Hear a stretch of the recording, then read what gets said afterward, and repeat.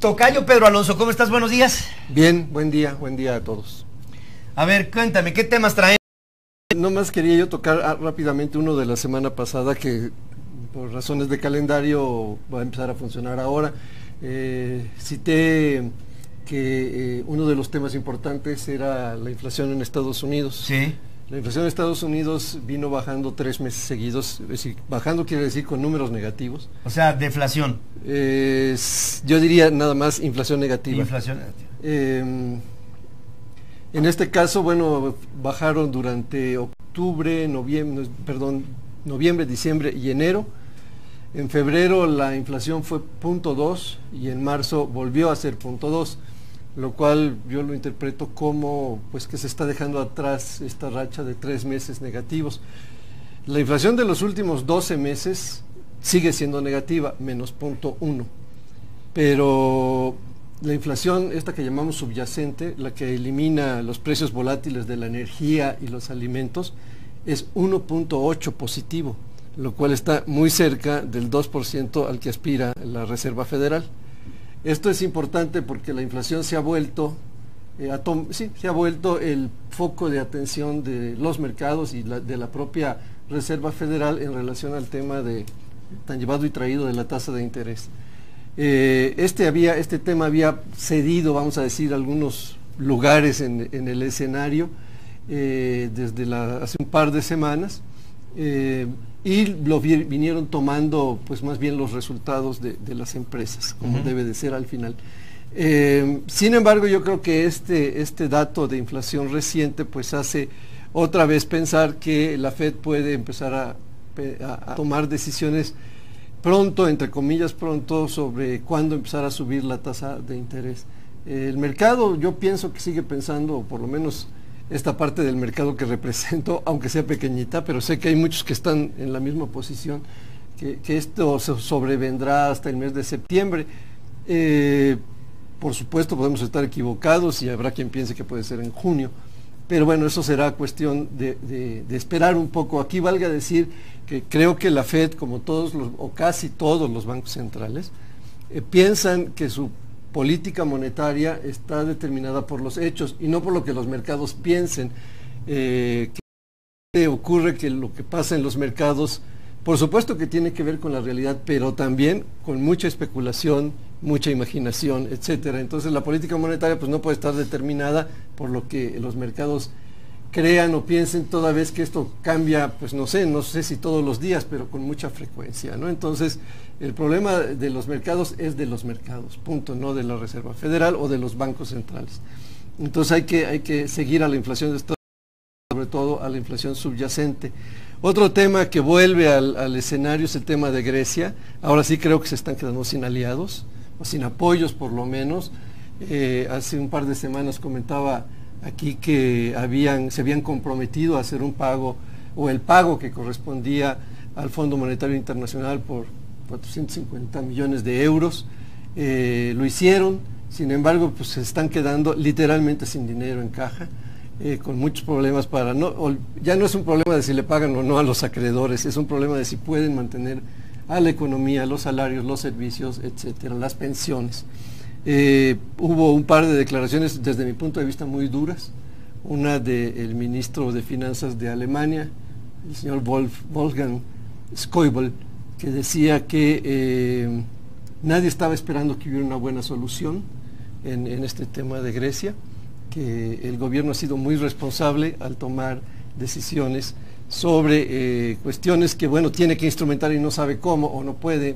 Realmente yo creo que el gobierno griego cometió el error que cometen todos los políticos, ¿no? O sea, el político no resiste dejar de hacer promesas sobre cosas que sabe que no va a poder cumplir.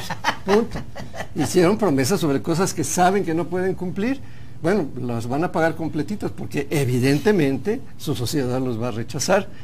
Y pues yo creo que no tienen mucho espacio, ¿no? Yo escribía el otro día en mi columna, la pregunta es si los griegos se quieren salir de la Unión Europea, los griegos, no el gobierno griego o los políticos griegos. La respuesta obviamente es no, no tienen para dónde moverse, no tienen para dónde ir, ¿no? Entonces, bueno, yo creo que no falta mucho para ver un apretón muy, muy duro a Grecia, ¿no? ¿Qué traería como resultado?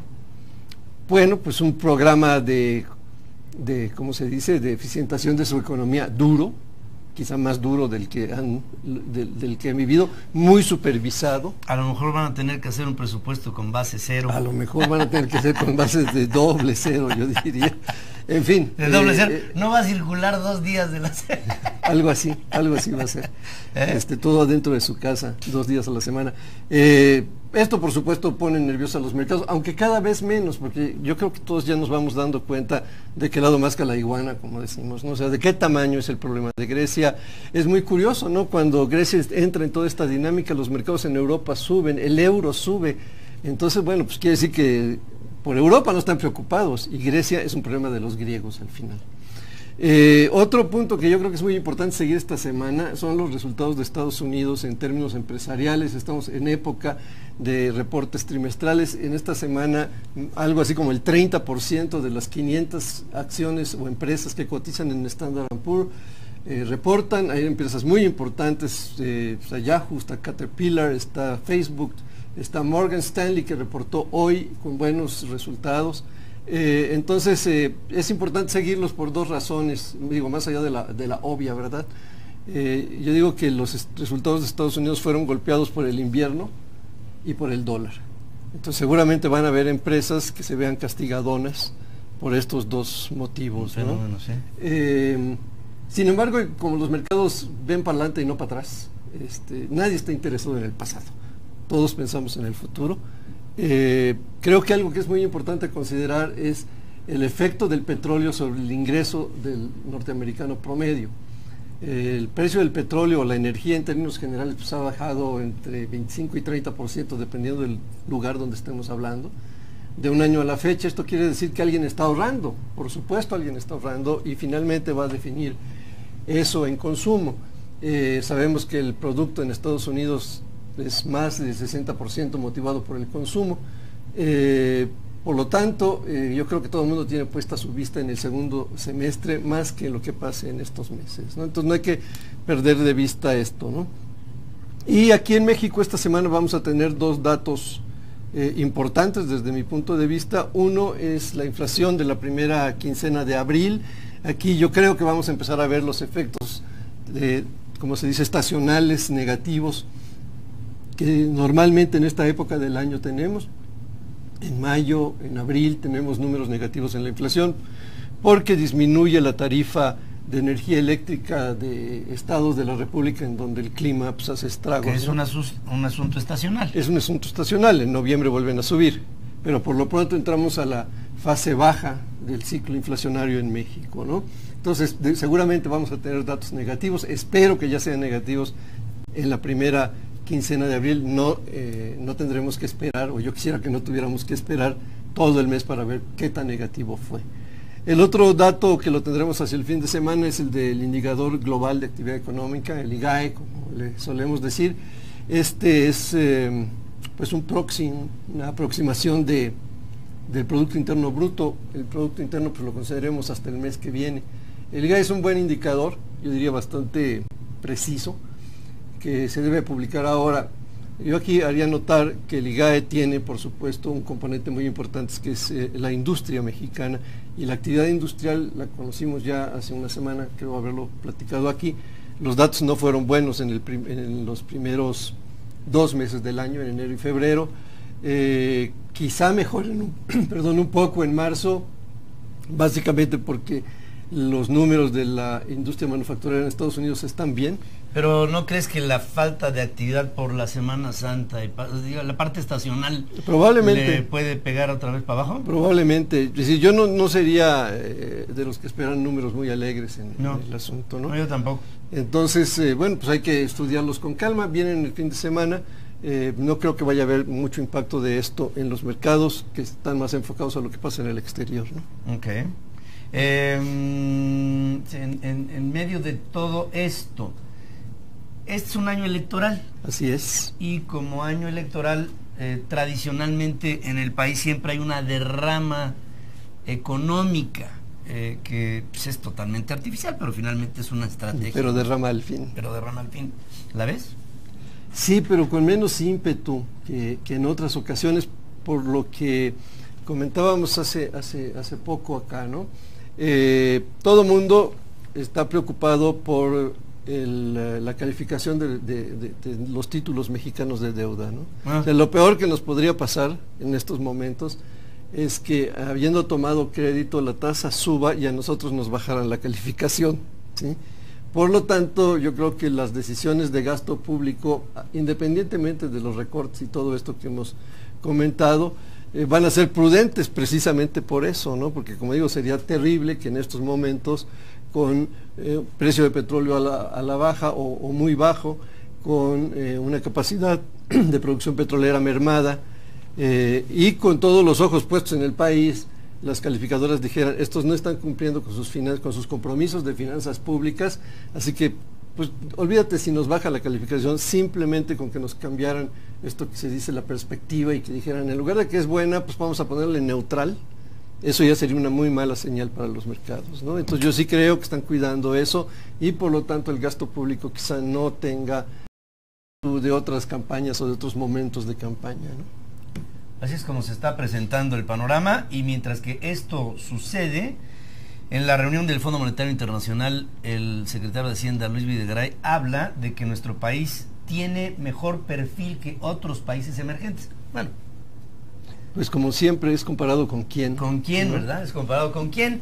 Dice que estamos blindados, los mexicanos, porque estamos preparados, primero, por el ajuste preventivo que se le hizo al gasto, y por otra parte, por la línea de crédito flexible que tenemos del Fondo Monetario Internacional de más de 70,000 millones de dólares, porque tenemos reservas internacionales que, dicho sea de paso, se han venido acumulando en los últimos...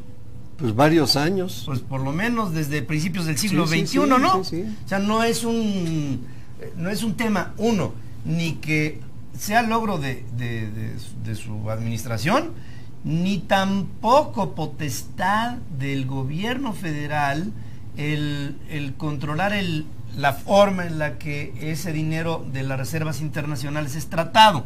Eso es una responsabilidad del gobernador del Banco de México. Claro, o sea, esto que dice Pedro es muy importante. Aquí todo el mundo a veces dice, es que deberíamos usar las reservas para quién sabe qué. Las reservas internacionales de este país y de todos, bueno, de cada uno, no son propiedad del pueblo de México en nuestro caso, son propiedad del Banco de México. El Banco de México las compró. O sea, cuando uno trae divisas y las cambia y le entrega $1 al banco más cercano a su corazón y a su bolsillo, ese banco finalmente se las va a vender al Banco de México. Sí. En la tasa de cambio que esté vigente en el momento de la operación. Sí. Por lo tanto, esas son del banco, por lo tanto es un activo del banco. Si tomamos los activos del banco, como a muchas veces los políticos proponen, lo que vamos a hacer es quebrar al Banco Central, y nadie quiere un Banco Central quebrado. O sea, no puedes usar las reservas internacionales en gasto doméstico. Los dólares que tenemos o cualquier divisa internacional que tenemos en las reservas solo se pueden usar en su lugar de origen. Por supuesto que sí. Aquí no sirve. Porque luego también hay la queja, ¿no?, de ustedes que dicen, es que se lo va a gastar Peña Nieto. No depende de Peña Nieto el que se utilicen estos fondos y cómo. Y ahí la responsabilidad central del banco nuestro, del Banco Central, del Banco de México, perdón la redundancia, es soberanía monetaria y control inflacionario. Punto y se acabó. No hay más. Bueno, dice Videgaray que estamos cubiertos, ¿no? Que todos son procedimientos de protección, elementos prudentes, justamente para enfrentar un escenario como el que sin duda vamos a enfrentar, dice Luis Videgaray, como haciendo sentir que, pues, que está mal y que viene peor, ¿no? Sí, implícitamente lo está reconociendo. O sea, yo diría que aquí el punto es como en el fútbol. Ustedes saben que a mí me encanta el fútbol, ¿no? O sea, de lo que se trata en el fútbol es de hacer goles y ganar, no de defenderse bien. O sea, en algún momento tendremos que pasar a la ofensiva. Lástima que nos estamos tardando, ¿no? Sí, fíjense que sigue habiendo subyacente la idea, porque dice el secretario de Hacienda, que hay un plan importante para estimular a la economía mexicana y que una de las pautas es, por ejemplo, la baja en la tarifa eléctrica, cosa que nada tiene que ver con una estrategia de él. La baja en la tarifa eléctrica en este momento es un asunto que ya aquí vimos Pedro y yo, es totalmente estacional. No, tendría que sí haber una estrategia cuando están comprando el litro de gasolina a 5 pesos y lo están vendiendo a 14. Si se pudiera bajar, o sea, si quisieran bajar el precio de los energéticos, gasolina, diésel, gas natural y gas LP, electricidad, como política de Estado, bueno, como política de gobierno, yo estoy seguro, estoy convencido de que ese estímulo a la competitividad traería por consecuencia más beneficio que lo que en este momento están ingresando producto de este impuesto que nos están poniendo enfrente, desde mi punto de vista. Yo creo que las cosas se ganan por volumen, y es mucho más el volumen de lo que en beneficio podríamos recibir los mexicanos si dinamizamos a la industria, si dinamizamos al comercio, si dinamizamos y le damos más dinero al ciudadano a la bolsa. Porque uno de los graves problemas que en este momento estamos teniendo en la economía mexicana es que no está habiendo gasto. Y esta falta de gasto está trayendo como resultado este lento crecimiento desafortunado por todas partes. ¿Qué más? Pues nada más. Mucha suerte. Dice el sector privado que la mejor manera de iniciar un presupuesto en base cero es poniendo al límite el gasto por entidad y a nivel federal. Incluso ya el sector empresarial está sugiriendo que haya fusión de algunas secretarías de Estado que tienen duplicidad que haya un mayor escrúpulo en el gasto. Incluso hay instituciones y secretarías que podrían tener una rasurada y finalmente el espíritu del presupuesto base cero, dice el Centro de Estudios Económicos del Sector Privado, tendría que estar ligado con un escrúpulo en el gasto corriente, que es excesivo. Dice que hay que ser más eficientes, hay que buscar que la reforma tributaria estimule a la inversión. O sea, lo que están diciendo así como luego a veces hablan, es tan raro, ¿no? Dice el Centro de Estudios Económicos del Sector Privado, una reforma tributaria que estimule a la inversión, quiere decir que no la está estimulando, y a la creación de empleos, quiere decir que no está creando empleos, en lugar de limitar el ingreso de los hogares, quiere decir que la reforma fiscal lo está limitando. Por cierto, la fecha límite para la comparecencia tributaria a las personas físicas es el próximo jueves, 30. Es jueves 30 de abril, ¿no? Ahí es el último día. Hay penas, multas y todo esto, por lo que mucha gente, incluso creo, no va a poder presentar en tiempo y forma. Gracias, tocayito. Gracias a ti.